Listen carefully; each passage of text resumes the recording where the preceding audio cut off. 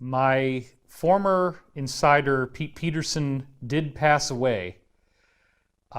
This happened in July of 2019, and it was a very sad thing for all of us. Pete Peterson was widely regarded as the most genius inventor in the history of the military-industrial complex.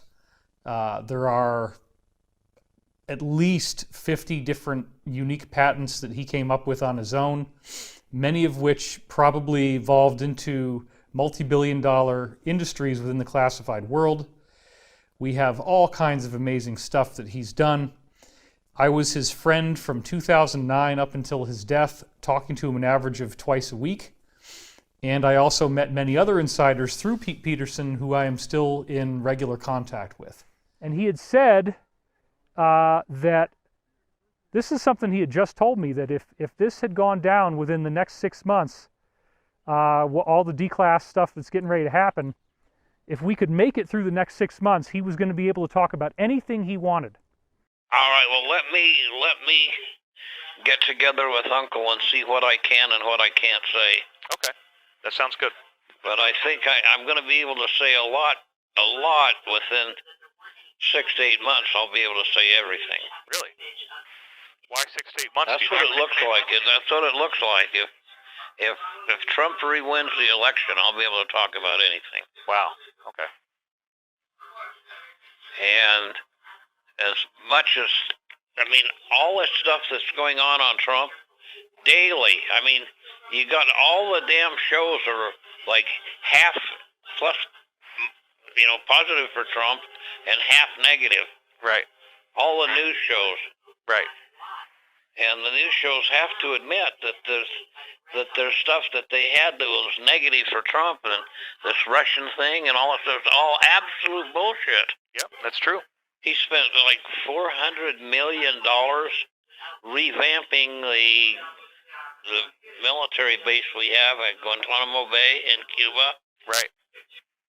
Which is a military prison. Right. Yeah, I know. He's revamping that to put all the banksters and gangsters into prison. Right. And I'm telling you this right now in July 2019. So basically, what Pete was getting from his insider briefings was that by 2020, he would be able to share any information that he wanted to share.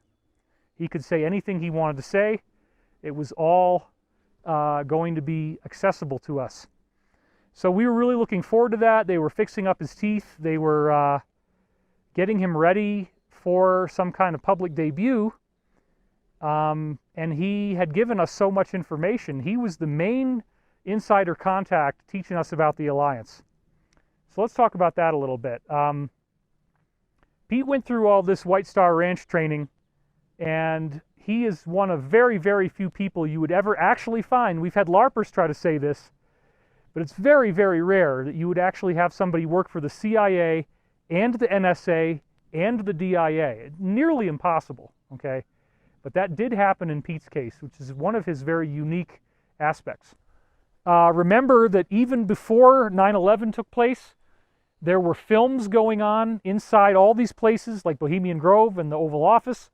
They have all this damning video footage, all this documented evidence, and that evidence is going to come out. So we are right on the threshold of getting the freedom that we deserve and the freedom that we've worked so hard to achieve. I honor Pete Peterson as our fallen hero. I honor Ward. I honor Ross Perot and the work that he apparently did in making this alliance happen and making it possible. It has been a very low-funded operation for a long time. The current president was not a politician. He was brought in because it was either that or they were going to do a military coup against the president of the time.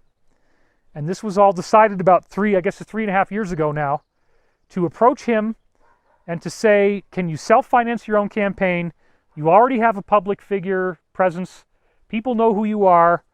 We're gonna tell you, what's really going on. He was given a 2-week briefing. He was shown all kinds of horrible stuff, and he agreed to do it. So I don't usually get too excited about presidents. I was really hoping that Obama could do some good for the country, and a lot of people got angry at me about that.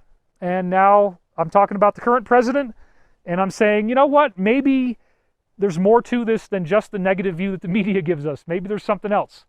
Oh, people get so upset.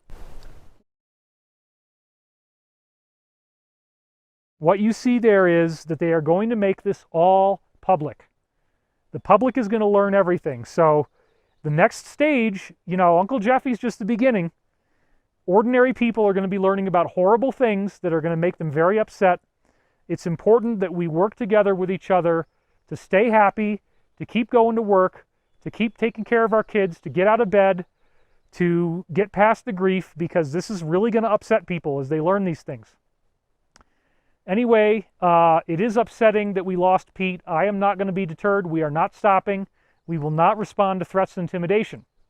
And I want to speak to one last thing while I still have our beautiful set here. Yeah, I'm calling it a set. See, on mine, I'm like a filmmaker, right? So anyway, I can come over this way a little more. It is also very important to point out that when all these attacks started online, talking about Pete Peterson and that I had stolen his money, which is so ridiculous. I'd given him $18,000 of my own money. I didn't even create the fundraiser. It was created by somebody calling themselves Coco Luau. And Coco Luau handed it over to me, and the amount of BS that we had to go through with GoFundMe just for me to be allowed to transfer money to Pete's bank account was crazy. There's no way that GoFundMe would have ever allowed me to transfer it to any other account but Pete's, and it took us a lot of work even to get that done. So anyway, those attacks started happening right after Pete got transferred from Genesis Center to Cascadia of Boise. And we didn't know where he went, and in fact, the people at Genesis told us, we can't even tell you if he's still alive, and we can't tell you where he went. One of Pete's friends, who's the guy that called me and told me that he had died, actually was able to talk to somebody at the center and get them to admit to where Pete went. But all the attacks started after Pete was missing, presumed dead. So I'm very, very grateful that we tracked him down. He was at Cascadia. He was in the Alpine Wing. I talked to him on the phone in his room, recorded it, and got him to say that I did not steal his money, talking about, you know, him coming forward, these new disclosures he wanted to do, and in 6 months he could say anything he wanted. So I think we are on the verge of the most stunning events in human history, disclosures like we never could have imagined, and I am really, really excited about that. It's getting cold, and so we got to go. And again, Pete, I want to honor you as a soldier, as an American hero. Thank you for your service. God bless you, Pete Peterson. And we will see you on the other side.